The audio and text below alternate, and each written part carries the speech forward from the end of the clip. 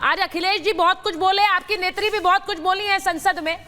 मैं सिर्फ ये पूछना चाह रही हूं कि बार बार मलूक जी आपको ऐसा लगा, अजय जी आ रही है, मलूक जी आपको ऐसा लगा आज संसद में ऐसा लग रहा था कि बिल्कुल सरकार को घेरने की तैयारी होकर आए थे? अखिलेश जी ने तो कम से कम जो बातें बोली हैं, मैं चाहूंगी आप उस पर बोले। वो कह रहे हैं अल्पसंख्यकों के पूजा स्थल पर कब्जा हो रहा है, हर मस्जिद के नीचे मंदिर ढूंढा जा रहा है, ये सरकार किसी भी तरह करके बनाते हैं, तानाशाह हैं। तो ये ऐसा लग रहा था एक मंच था क्लियर सरकार को घेरने के लिए, संसद की चर्चा नहीं थी।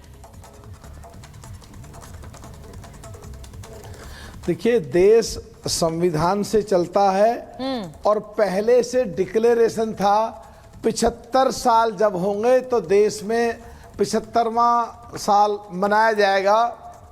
और आज जो चर्चा हुई, जो विपक्ष में खासकर सबसे बड़ी पार्टी कांग्रेस जो संसद को चलने नहीं दे रही थी, वो मजबूर हुई पिछले लोकसभा के चुनाव में जो कुछ चीजें झूठी फैलाई गई थी। तो आज जो बातचीत हुई संसद में और जो भाषण हुए राजनाथ जी का, प्रियंका जी का, अखिलेश जी का, सबने अपनी अपनी बातें कही हैं। और आने वाले कल में जो बातचीत होंगी उससे बिल्कुल साफ हो जाएगा कि पिछले 2-3 सालों से जो चीज़ें चल रही हैं, सरकार, हम लोग पक्ष कहते हैं विपक्ष धज्जियां उड़ा रहा है और विपक्ष वाले कह रहे थे कि सरकार धज्जियां उड़ा रही हैं। जहां तक बात है, हमारे बहुत ही प्यारे साथी हैं जो समाजवादी के बैठे हुए हैं, किदवई साहब, ये 1975 में नेताजी को 1.5 साल जेल में रखा, माननीय मुलायम सिंह जी को, और धज्जियां उड़ाई गई इमरजेंसी के टाइम पे संविधान की। और पिछले करीब 14 साल 15 साल पहले माननीय मुलायम सिंह जी को और माननीय मायावती जी को जेल में डालने की, आय से अधिक संपत्ति के केस में सीबीआई से जांच करा करके जेल में डालने की कोशिश करी, संविधान की धज्जियां उठाई गई, पिछड़ों की और दलितों को जेल में डालने की कोशिश की गई।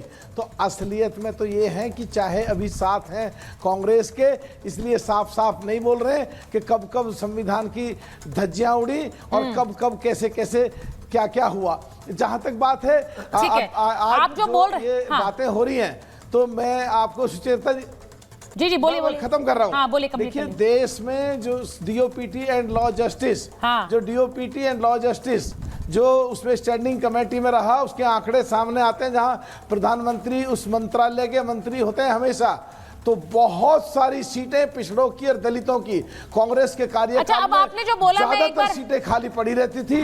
अभी बहुत, मलूक जी आप जो बात कह रहे हैं, आपने कहा कि कांग्रेस ने जो काम किया वो संविधान खत्म करने का काम किया, लेकिन आरोप ये बीजेपी और अभी इस वक्त एनडीए पर लगाते रहते हैं कि ये संविधान खत्म कर रहे हैं। मैं एक चीज पूछूंगी, आज अजय वर्मा जी, बहुत लोगों की नजर आपकी नेत्री के आज भाषण पे थी क्योंकि वो लोकसभा में डेब्यू कर रही थी, मैं बार बार ये बात कह रही हूँ, लेकिन उन्होंने एक ऐसा भाषण दिया जिसके बाद लोग पूछ रहे हैं कि अपनी सरकार को क्यों घेर रही थी, वो हिमाचल सरकार पर ही हमले कर रही थी।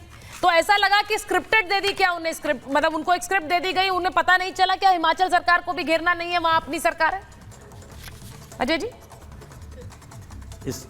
स्क्रिप्टेड कौन लाता है मैं बता रहा हूं। अच्छा। देखिए, मुखिया जो है देश की सरकार के, बार बार बोलो, जोर से बोलो, झूठ बोलो, रोज बोलो, जब ये लेके आते हैं तो ये संस्कारी पार्टी के लोग हैं, ऊपर से नीचे तक ये जार सोराज द्वारा फंडित सरकार के कर्मचारी और इनके प्रवक्ता और इनके लोग वो लोग हैं जो हिरेन जोशी लिख के दे देता है, वो लाके इसे पढ़ देते हैं, इन्हें दुनिया से कोई मतलब नहीं है। तो हिरेन जोशी द्वारा लिखित प्रायोजित लिखा हुआ लाते हैं और इसे पढ़ते हैं। जार सोर्स जो है सरकार को फंडिंग करता है, उस पर जांच नहीं होगी। अमेरिका जैसा पावरफुल कंट्री, अमेरिका, देखिए संविधान की किस तरह से खत्म और हत्या की जा रही है देश की सरकार द्वारा।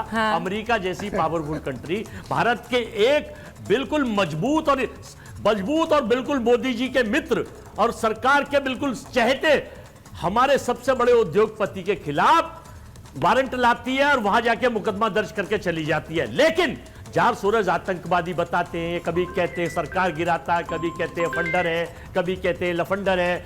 अगर वो ऐसा है तो उसके यहाँ 30,000 करोड़ से ज्यादा के बिजनेस के फंड्स हैं, इनकी ईडी सीबीआई इनकम। आप घुमा रहे हैं ना, मैंने आपकी नेत्री के भाषण में पूछा था। अजय जी अजय जी, मैंने आपकी नेत्री के भाषण में पूछा था, आप मुझे बातें बता रहे हैं वो सुचेरी। नहीं, आप सोरोस वाली डिबेट में बताइए सर। सोरोस वाली डिबेट हमने एक दिन कर ली और फिर से अगर आप करेंगे तो फिर उसमें आप घिरेंगे। अब मैं उसी की बताने, अभी थोड़ी देर पहले ये सोरेस द्वारा फंडित सरकार के प्रवक्ता भाषण दे रहे थे कि ये बैठे हैं, ये बैठे हैं, बैठे हैं, और बता रहे थे हत्यारा। मुझे इनकी भाषा पर बड़ी आपत्ति है, हत्यारा बता रहे थे संविधान की हत्यारा पार्टी को। और मलूक नागर जी हमारे दोस्त हैं, अच्छे विचार रखते हैं, लेकिन ये गलती से गलत जगह चले गए, कुछ दिनों बाद वापस आ जाएंगे, हमें इनका भरोसा। किन किन को वापस लाओगे आप अजय जी? तो किन किन को वापस लाएंगे? आपकी तो फहरिस्त लंबी होती जा रही है, जो लोग छोड़कर गए हैं वो फहरिस्त थोड़ी ज्यादा लंबी हो गई है। अब इंतजार मत करिए, जो है उन्हीं के साथ आगे काम बढ़ाइए। फाइनल कर रहा हूं। नहीं, देखिए मेरा सवाल एक कॉन्टेक्स्ट में बात करूंगी, क्योंकि आज प्रियंका गांधी ने संभल की बात की, उन्होंने हाथरस की बात की, उन्होंने उन्नाव की बात की। मेरा सवाल यह है, उन्होंने उदयपुर की कन्हैयालाल की बात नहीं की, उन्होंने आरजीकर मेडिकल कॉलेज में जो रेप और हत्या हुई उसकी बात नहीं की। व्हाई दिस सिलेक्टिव संविधान की अप्रोच? सवाल यह है, वो संविधान सिर्फ उन्हीं घटनाओं में देखती है जो सूट कर रहा है उन्हें। इस देश में क्या उन घटनाओं के अलावा कुछ नहीं हुआ है? नहीं, कन्हैयालाल सुन लीजिए, उन्होंने कन्हैयालाल की बात इसलिए नहीं करी, अच्छा, कि जो वो हत्या करी गई, जो गला सर धड़ से अलग किया गया, वो भारतीय अल्पसंख्यक संघ का पदाधिकारी था, बीजेपी का। और कुछ भी नहीं, बंगाल की बात इसलिए उन्होंने नहीं करी। नहीं, उन्होंने इसलिए नहीं की because she was being selective. Ajay ji, इस बात को आपको मानना पड़ेगा। वो उन्हीं घटनाओं की बात कर रही थी जो उनको स्क्रिप्ट में लिख कर दी गई। अजय जी, और नहीं, बंगाल की बात इसलिए नहीं करी उन्होंने कि आजकल ममता जी को वो एनडीए मतलब हमारी गठबंधन की नेता बना के उनकी बड़ी तारीफ कर रहे हैं, और उससे पहले बंगाल में ममता जी को घेर रहे थे। तो इनका दोहरा मापदंड, जोर से बोलो। ये तो आप अपनी कहानी बता रहे हैं, इनकी नहीं बता रहे हैं। आप अपनी कहानी बता रहे हैं। मुझे लगता है आप बोलते बोलते सच बोल गए कि ममता जी को घेरेंगे कैसे, उन्हें तो नेता बनाने की तैयारी हो रही है, इसलिए उनके बारे में बोल नहीं सकते, उनके बारे में बोल नहीं। अरे शहजादी जवाब देना, शहजादी जवाब दीजिए, मैं दानी जी के पास जाऊंगा। लोकतंत्र और संविधान की रक्षा के लिए देश की जनता के साथ, देश के हितों पर, देश के बाकी व्यापारियों के बार-बार सवाल भी किया, मैं बताता हूं, छात्रों के हितों पर बात करी जाती है। इनकी तरह हम एजेंडा नहीं चलाते। ठीक। उनका ये कहना, अखिलेश जी हो या फिर प्रियंका वाड्रा हो, आज भाषण से ऐसा लगा कि ये सरकार जाने वाली है, ये सरकार रहने नहीं वाली है, ये तानाशाही वाली सरकार है। कितनी बार सुन चुके हैं गिरिराज सिंह? देखिए, अब मैं जवाब देना चाहता हूं, पर इंटरप्शन ना हो तो बेहतर होगा। अजय जी और दानिश जी को ले लीजिए, व्यवधान मत कीजिए। देखिए, शहजाद जी और दानिश जी को। देखिए, ऐसा है कि चयनात्मक कमिटमेंट टू कॉन्स्टिट्यूशन हमेशा रहता है। जब चुनाव जीतते हैं तो ये वायनाड में तो चुनाव आयोग की तारीफ करते हैं, वरना कुत्ता हो जाता है। जब केस जीतते तो जुडिशरी ठीक होती है, वरना जुडिशरी आग लगा रही है, जुडिशरी ने हमें चुनाव हरा दिया, ये कहते हैं। उसी तरीके से जब कोई विक्टिम मुस्लिम हो और स्टेट भाजपा का हो तब तो चीख के बोलना है, और जब कोई विक्टिम हिंदू हो, करने वाला मुसलमान हो, तो उस पर एकदम खामोश हो जाना है। गोधरा, इसमें कन्विक्शन हुई, साबरमती फिल्म का विरोध कर रहे हैं भाई। एक फिल्म बनी है वो भी ट्रूथ पर, उसका विरोध कर रहे हैं। सुप्रीम कोर्ट ने तो विरोध किया ही किया, और वो कांग्रेस के नेता थे। पेल्टिंग हो गई वहां, पत्थरबाजी हो गई जेएनयू में, और यूसी बैनर्जी रिपोर्ट बनाकर तो ट्रूथ को सप्रेस करने की कोशिश की गई। तो वो कार सेवकों की कोई चिंता नहीं थी। पर मैं दूसरे पॉइंट पे आना चाहता हूं। इन्होंने कहा कि मैंने उनको संविधान हत्यारा बोला, मैंने गलत किया। मैंने तो मात्र लालू जी और सपा के नेताओं को कोट किया। पूछ लीजिए फराज जी से, किदवाई जी से, कि क्या जो 19 महीने मुलायम सिंह यादव जी जेल में रहे तो वो संविधान की हत्या नहीं थी क्या?